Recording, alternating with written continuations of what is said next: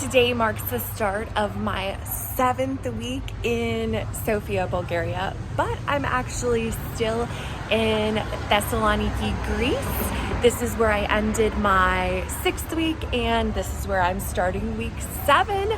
Today I am on my way to Mount Olympus National Park. Yay!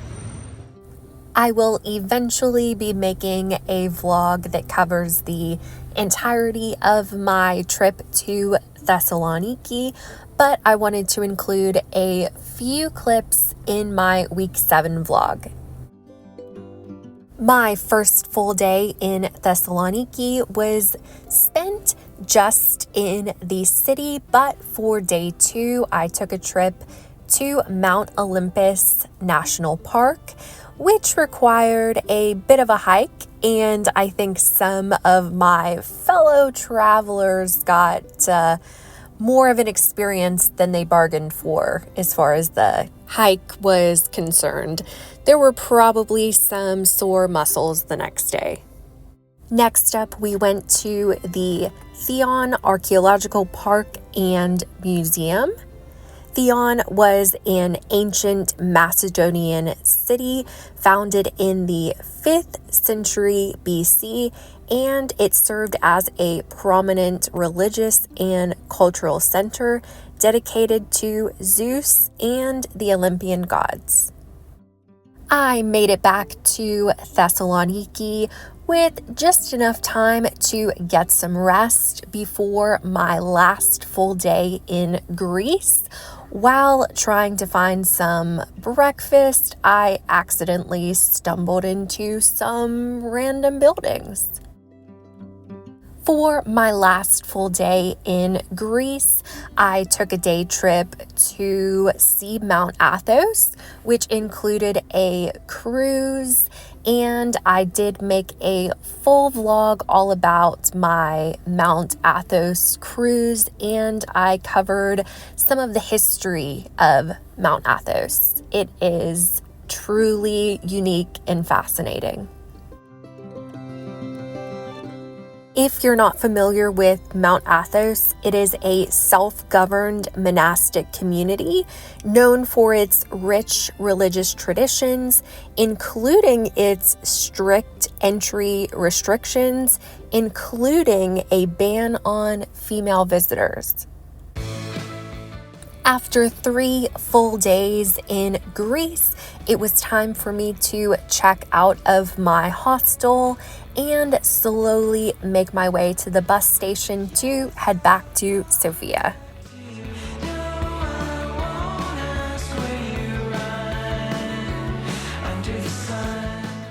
But before leaving Greece, I wanted to check out one of the local patisseries, which I had never heard of before.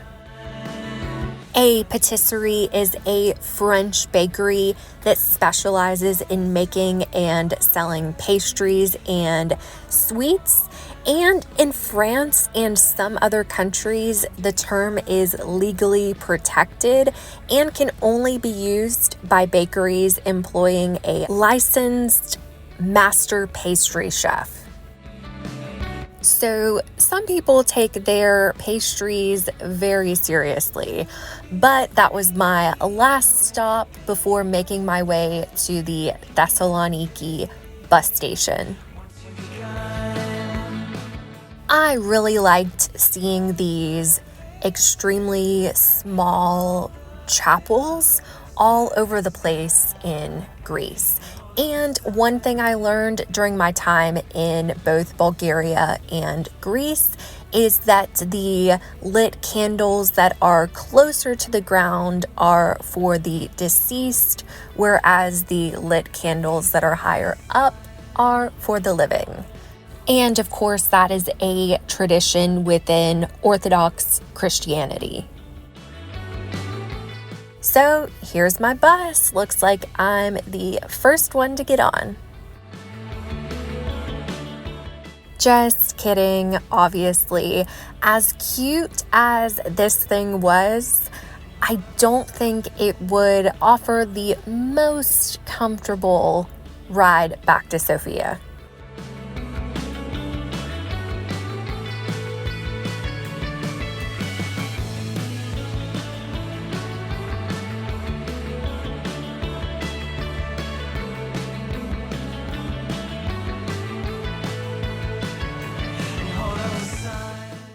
there's the actual bus. So, time to say goodbye to Greece and make my way back to Bulgaria.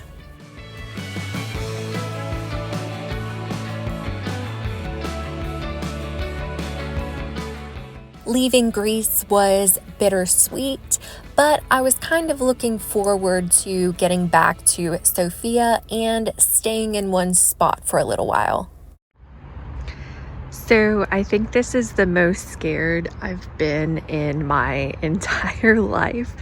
I'm not gonna lie, I accidentally got on the wrong tram, and when I realized what happened, I was like, oh shoot, I'd better get off because I don't want to be riding all night in the wrong direction. So I got off at a tram stop, and yeah, I am in the middle of nowhere. There's very little light. There are very few people. I believe that tram is going once again in the wrong direction. So I had been waiting over there, and then I saw a tram on this side of the road. So now I'm waiting over here, and yeah, hopefully it doesn't take too long. Because yeah, this is terrifying, kind of thrilling at the same time. Yeah, I'm all by myself at a random tram stop in Bulgaria. Oh my gosh, this night just keeps getting worse and worse. So that tram stopped, and I tried to get on, and the guy was like, where are you trying to go? And I was like, I don't know, but I'm going in that direction. And he closed the door and drove off. So yeah, I'm still here, and now I have company. Crisis averted. A tram finally came my way, and I was allowed to get on. After that unexpected nightmare of an experience, I was very happy to see some familiar surroundings and make my way back to good old Hostel Mostel.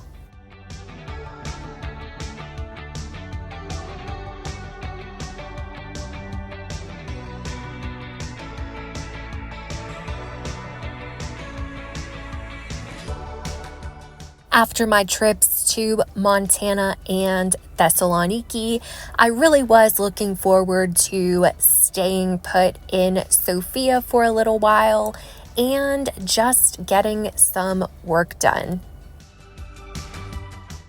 But first, breakfast. So one thing I found difficult during my time in Sofia was getting enough protein in, and that was especially difficult because the hostel had one refrigerator for I don't know, like 100 guests total.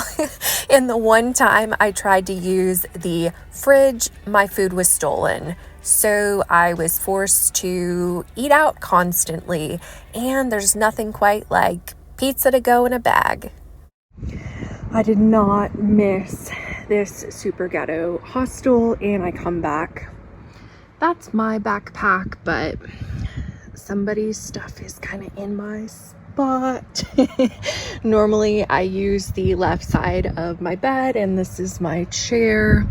Those are my outlets. But look at how close this person's bed is to me, which is not the person's fault. Mind you, that is the hostel's fault. But yeah, it's no wonder that there's barely enough enough space for my stuff and their stuff. And these light bulbs just don't seem to want to work properly. If one is not working, it's another one. I am actually really curious about the number of beds in here, and it is very seldom that I get this room to myself. So I am going to take advantage of this and count all the beds. So on this side we have 1, 2, 3, 4, 5, 6, 7, 8, 9, 10. Okay, so 10 on that side. Now we have 11, 12, 13, 14. There's my pretty blue bed, number 14. 15, 16, 17, 18, 19, 20, 21, 22. Oh my gosh. This is advertised as an 18-bed hostel dorm. But you saw it, folks. 22 beds in this attic. Time for a break from hosteling. Yes, please. So I am getting close to the end of my 7th week in Sofia, Bulgaria. Since I got back from Thessaloniki, Greece, I have mostly just been resting and working. In fact, right now I'm staying in a hotel room. I had an important Zoom call earlier, and as you can imagine, an 22 bed hostel dorm is not the best place for a professional Zoom meeting. So I have treated myself out of necessity to a hotel room. It's actually a pretty interesting concept. It's an introvert hotel room. That's how it's advertised. Not just a hotel room, but the entire building and establishment. And I'll tell you a little bit more about that and also show you the room. But yeah, I'm looking forward to having a restful evening tonight and then ending my 7th week in Bulgaria tomorrow with hopefully some fun activities. So the introvert hotel concept is certainly not rocket science. When it was my check-in time, I was emailed a code to enter the building and then a second code to enter my hotel room. So I was able to get to my room with 0 social interaction. Well, I just checked out of the introvert hotel.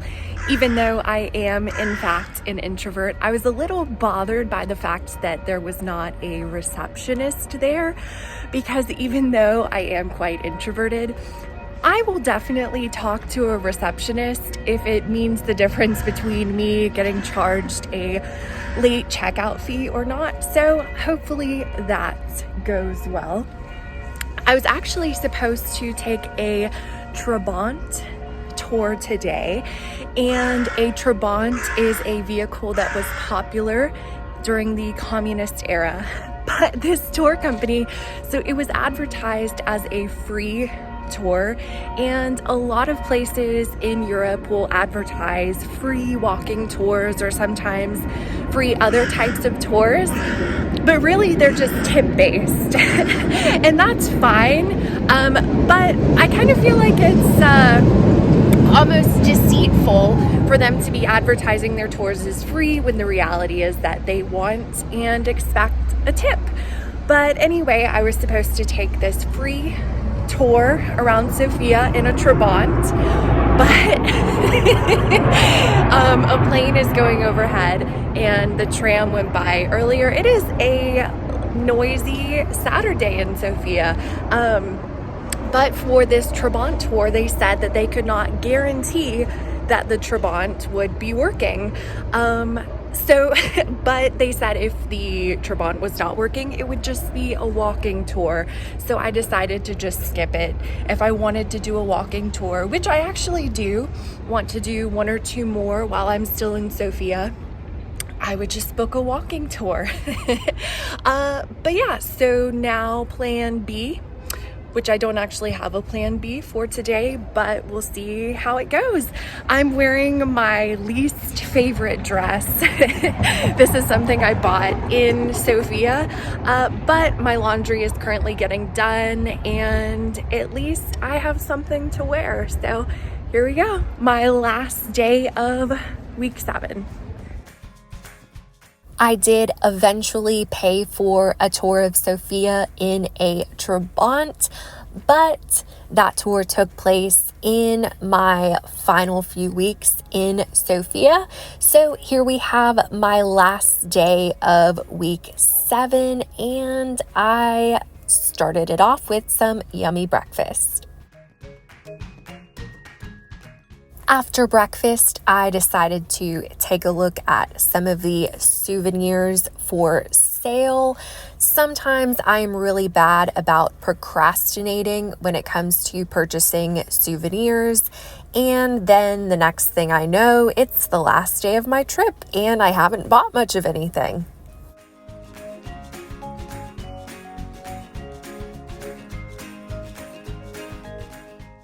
Is it just me, or is this shirt that says KGB still watching you slightly insensitive?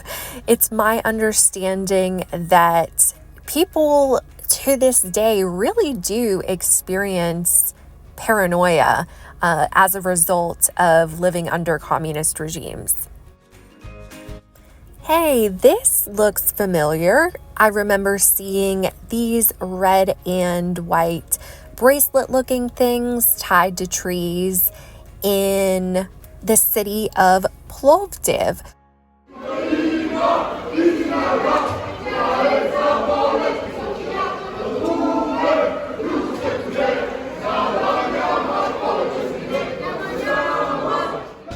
At first, I thought I was witnessing the start of some kind of protest, but it turns out those young folks were just excited about the upcoming Saturday football match.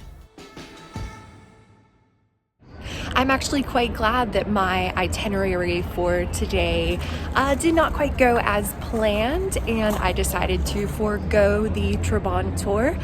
Instead, I decided that I would visit a Trabant monument, but so far, even just on my way to the monument, I have run into some football hooligans. I did a little bit of souvenir shopping. I am now the proud owner of a Bulgaria t-shirt. I couldn't spend 10 weeks here without at least getting a shirt. I also got my mom a stocking stuffer, and like I said, I haven't even made it to the monument yet, and I re-stumbled upon the Roman ruins at the train station, which I have been meaning to revisit, so now's a great time to do that.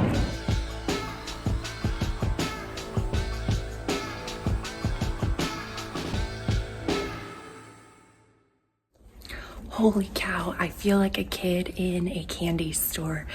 I had walked by the outdoor portion a few times, but today, because I have the time, I decided to splurge and pay 6 leva, which is about $3.50, to see the indoor portion, and I am not disappointed. This is awesome. These ruins are the remains of the ancient Roman city of Serdica, once a vital administrative and cultural hub in the Roman Empire. I didn't realize I'd get to go downstairs too, and I'm whispering because as far as I can tell, I'm the only guest in here, and it's just too quiet and peaceful. Believe it or not, these ruins were discovered during the construction of Sofia's Serdica metro station, where workers uncovered the remarkably well-preserved Roman streets, buildings, and mosaics. The unexpected extent of the construction workers' findings led to the integration of the ruins into the metro station, which now creates a really unique blend of ancient history and modern infrastructure. Oh my gosh, there seems to be like a mosaic on the floor, but it's all like sunken in different places. This is just fascinating. While I was enjoying taking in all of this history, I had no idea what I was going to walk into once I stepped back outside.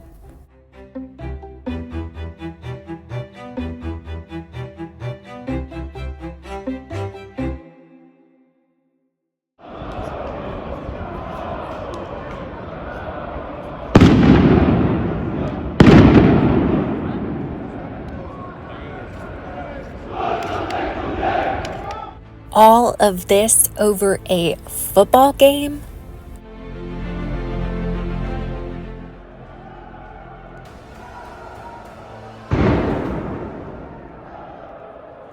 I'm still very slowly making my way to the Trabant monument, and I just stumbled upon some more Roman ruins.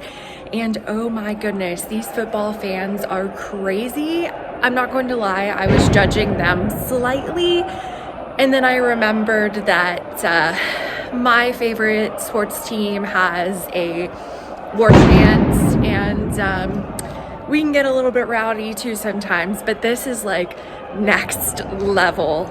Wow.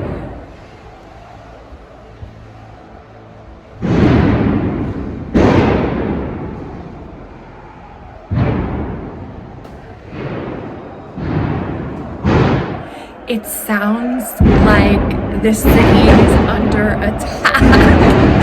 Oh my gosh. Oh, you know, just checking out the local Roman ruins. Wow. The city is still standing because, yeah, there's some craziness going on out there. Oh my gosh. And it just occurred to me that right now I am underground. And so the closer I got to the stairway, the louder this nonsense gets. Oh my gosh, this is crazy. Wait a minute. No one was in front of that building like 2 minutes ago.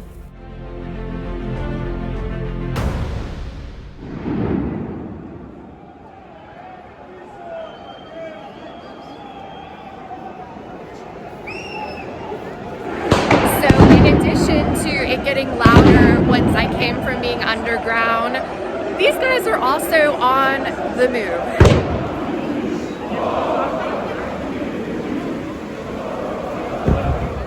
Well, I finally made it to the Trabant monument that I set out to see like 2 hours ago, and I only had to suffer a noise-induced heart attack to get here. Truth be told, after the Saturday I had up to this point, this monument was pretty underwhelming, but what an interesting way to wrap up my 7th week in Sofia, Bulgaria.